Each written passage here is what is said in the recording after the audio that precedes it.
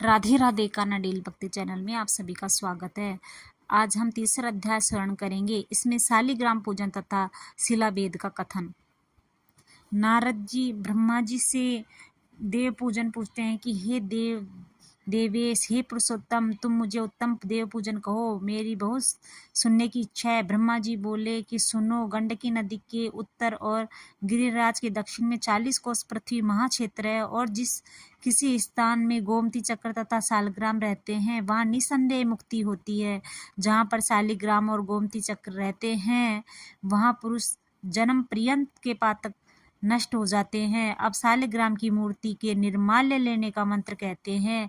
पापों के नाश करने वाले, अकाल मृत्यु दूर करने वाले, सब रोगों को दूर करने वाले शालिग्राम के निर्माल्य को मैं नमस्कार करता हूँ और सिर से धारण करता हूँ और पीता हूँ। अब महात्म्य कहते हैं। शंख में भर के भगवान के ऊपर चढ़ाया जल मनुष्यों के अंग में लगे ब्रह्मा इत्यादि पाप नाश करता है, और गोमती चक्र का निर्माल्य नित्य पीता है अथवा अंग में छिड़कता है और ब्रह्म हत्यादि पाप नष्ट होते हैं। और हजारों अग्निकोष्ठम यज्ञों का फल और सैकड़ों वाजपेयी यज्ञों का फल विष्णु जी का नैवेद्य खाने मात्र से मिलता है।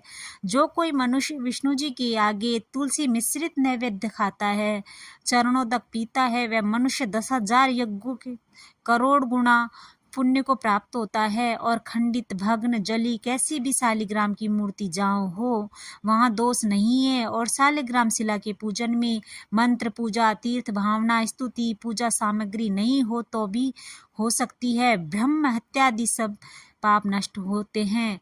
वह जिस मूर्ति में महीना द्वार होवे, वनमाला का चिन्ह होवे, वह भक्ति मुक्ति फलदाता लक्ष्मी नारायण है।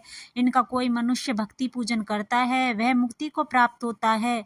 एक चक्र जिसमें हो उसको सुदर्शन कहते हैं, 2 चक्र हो उसको नारायण कहते हैं, और 3 चक्र हो उसे अच्युतम कहते हैं, और 4 चक्र हो उसे जनार्दन कहते हैं, और 5 चक्र सहित वासुदेव, और 6 चक्र सहित प्रद्युम्न, और 7 चक्र सहित संकर्षण, और 8 चक्र सहित पुरुषोत्तम होते हैं। 9 चक्र सहित नवव्यूह और 10 चक्र सहित दशावतार होते हैं। वहाँ पर विष्णु चक्र से चिन्हित जितने पत्थर हैं इनके दर्शन मात्र से मनुष्य सब पापों से छूट जाता है। और चक्र चिन्हित मूर्ति के पूजन में गुरु मंत्र, तपस्या, भावना, स्तुति, पूजा सामग्री ये नहीं हो तो भी मुक्ति हो सकती है। और चाहे पवित्र स्थान हो, चाहे मलेच्छों का देश हो, जिधर चक्र चिन्हित मूर्ति रहती है उसके चारों ओर 4 कोस की जमीन अच्युत क्षेत्र कही है, जिसमें मध्य में कोई मर जाता है वह तपस्वी और पवित्र हो जाता है। जो भगवान का पूजन करता है वह जीव मुक्त है।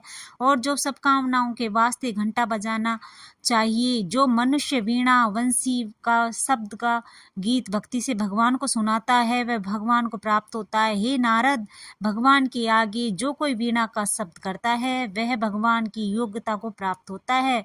जो कोई भगवान के आगे मृदंग बजा के नाचता है सो भगवान को बहुत प्रिय होता है। जो मनुष्य कार्तिक में भगवान के आगे नाच गाना बजाता है वह मनवांछित फल पाता है। और जो वैष्णव भगवान के मंदिर में अगर धूप करता है वह नरक रूपी दरिया से छूट जाता है।